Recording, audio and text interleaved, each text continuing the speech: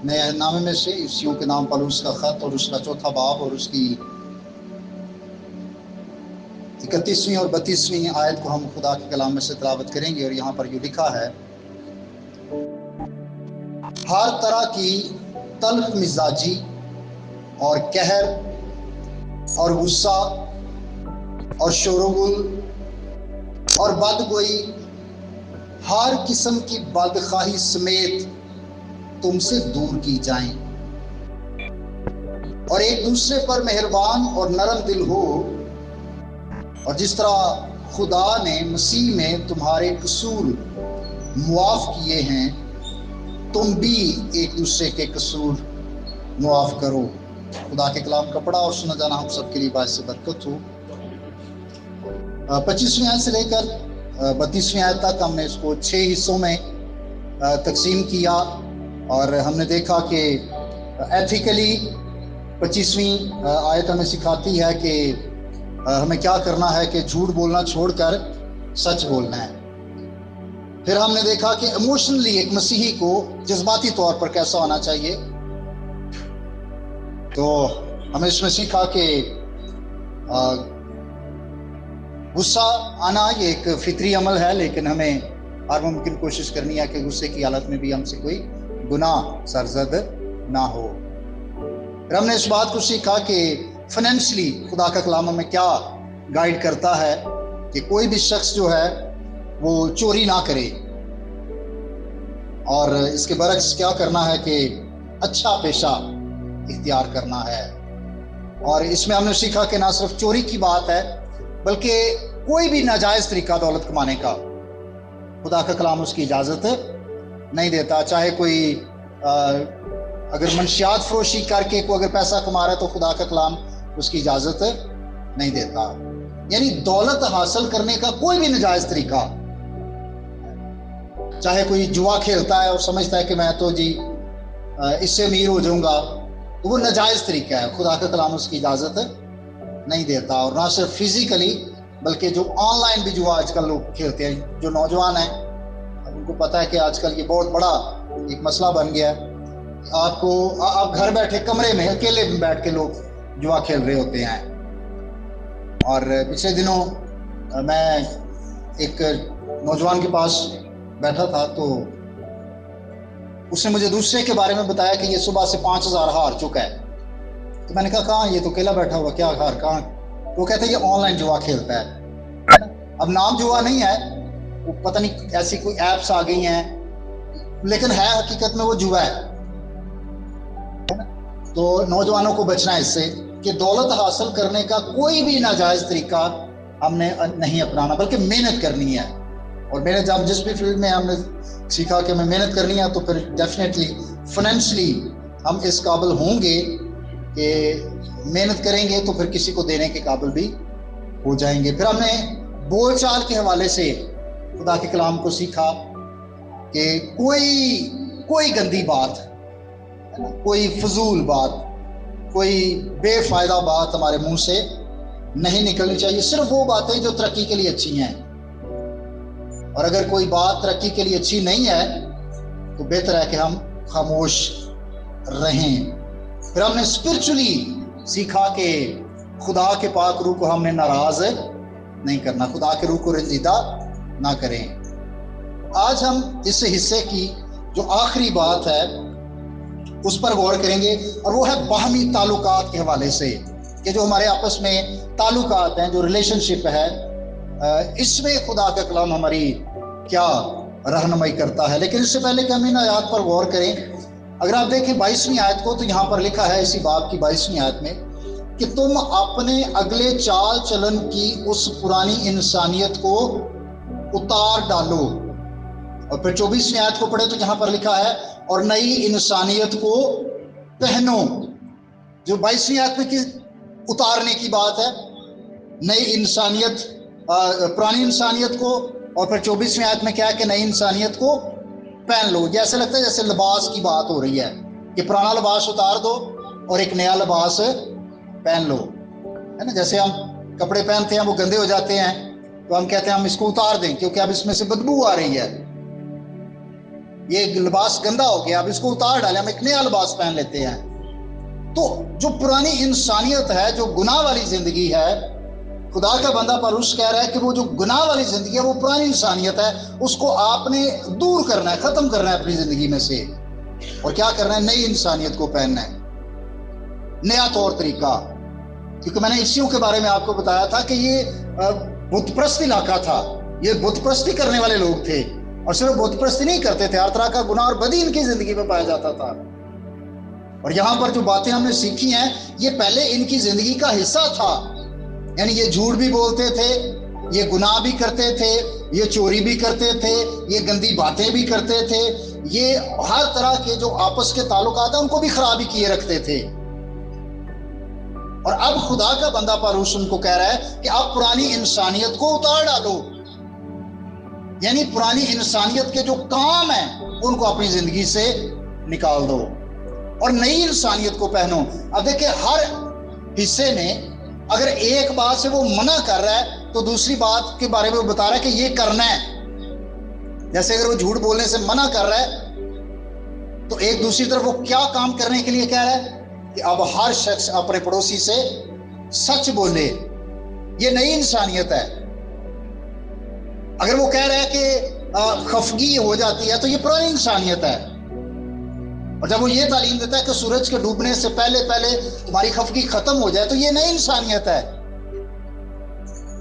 تو یہاں پر ہر ایک چیز میں اس نے کمپیریزن کیا ہوا ہے، ایک طرف بتایا کہ یہ نہیں کرنا اور دوسری طرف بتایا کہ اس کے الٹرنیٹیو کیا کرنا ہے۔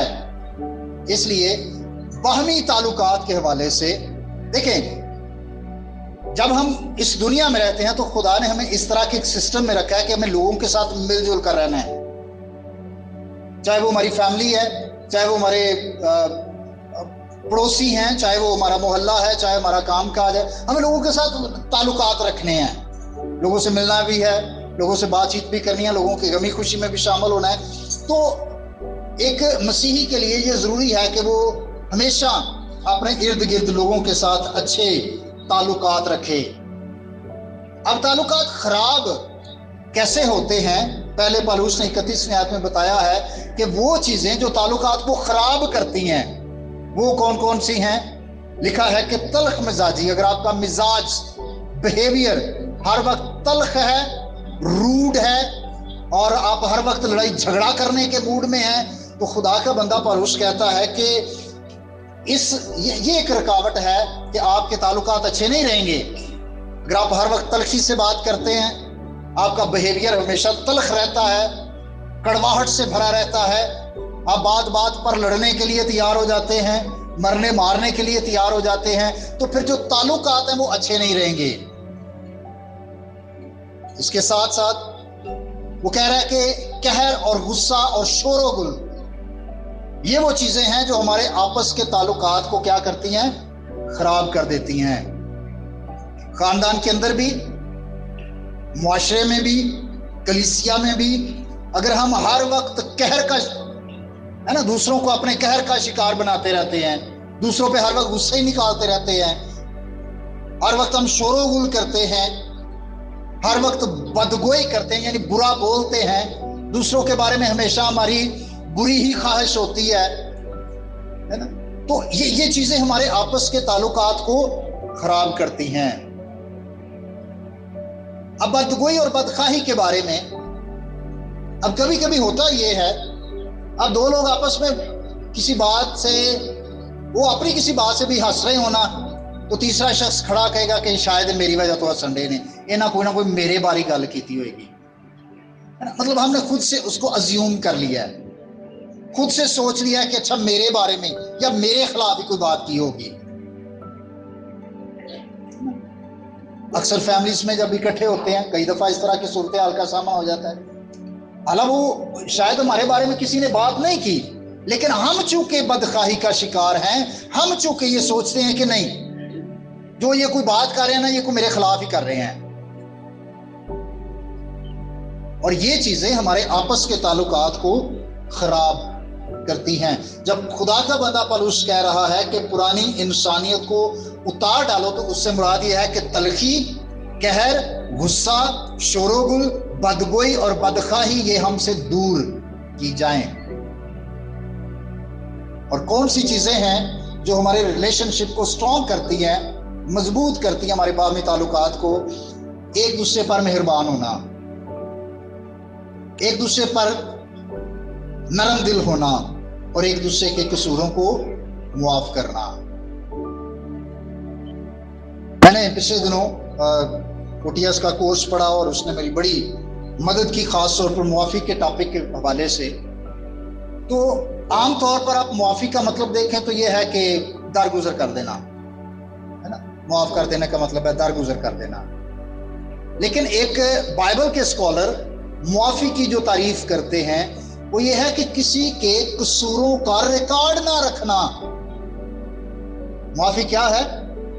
کہ کسی شخص نے ہمارے قصور کیے ہیں، ہمارے خلاف کوئی بات کی ہے، ہمارے خلاف کوئی گناہ کیا ہے،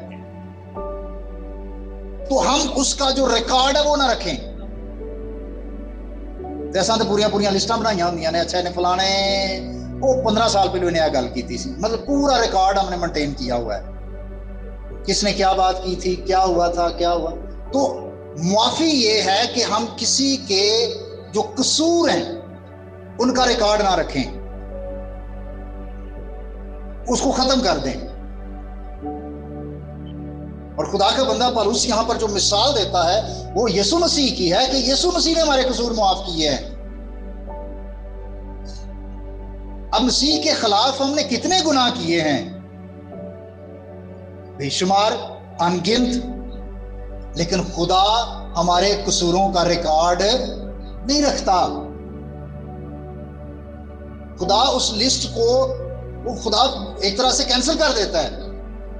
خدا نے ہمارے قصوروں کا کوئی ریکارڈ اپنے پاس نہیں رکھا ہوا کہ اچھا اس نے یہ قصور بھی کیا، یہ بھی کیا، یہ بھی کیا. نہیں، معافی یہ ہے کہ خدا نے ہمارے قصوروں کا جو ریکارڈ تھا اس کو جلا دیا ہے.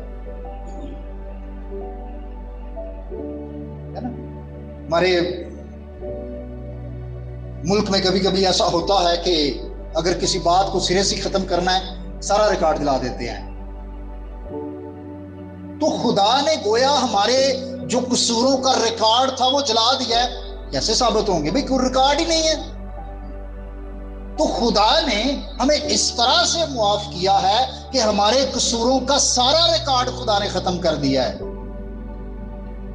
اور خدا کا بندہ پولس کہہ رہا ہے کہ اب چونکہ ہم نئی انسانیت میں ہیں اور نئی انسانیت میں آپس کے تعلقات کے مضبوطی کے لیے ضروری ہے کہ جس طرح یسوع مسیح نے ہمارے گناہوں کا ریکارڈ نہیں رکھا اور ہمارے گناہوں کو معاف کر دیا ہے، تم بھی ایک دوسرے کے قصور معاف کرو.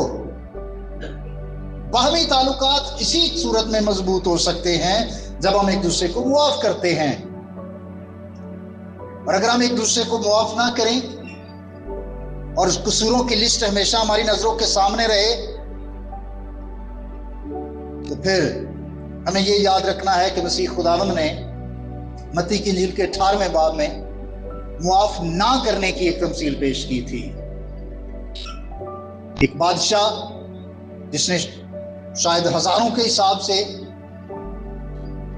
اپنے ایک ملازم سے قرض لینا تھا، اس نے جب واپس مانگا تو وہ اس قابل نہیں تھا کہ کچھ بھی ادا کر سکے. ریکارڈ تو تھا کہ بھئی اس نے اتنا جو ہے نا وہ قرض دینا ہے، تو ریکارڈ میں تو بادشاہ کے تو ریکارڈ میں تھا. اب اس نے معافی مانگی، ترلا منت کیا، منت سماجت کی کہ مجھے کچھ ٹائم دیا جائے، مہلت دی جائے، میں سارا قرض واپس کر دوں گا. تو بادشاہ نے اس کو مہلت دے دی، بلکہ اس کو معاف ہی کر دیا. اس نے کہا ٹھیک ہے چل جا، سارا قرض جو ہے نا وہ جو سارا ریکارڈ تھا نا خدا نے، بادشاہ نے کہا کہ جلا دو، ختم. جو لکھا ہوا تھا کہ جی اتنا اس نے قرض دینا ہے وہ سارا ختم سرے سے.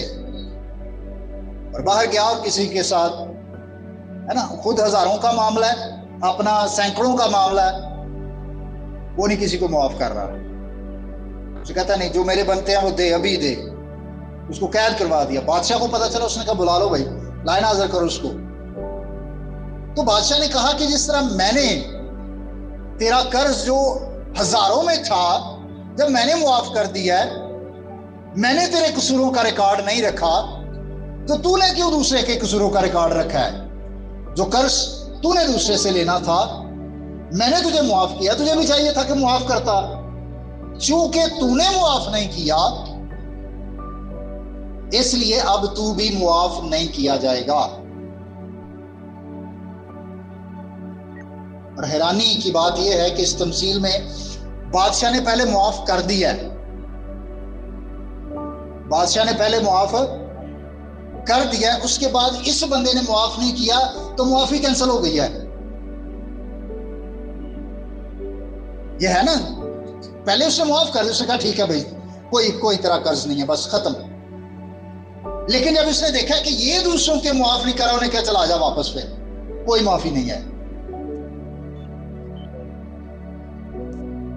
دوبارہ اس کو قید میں ڈال دیا گیا۔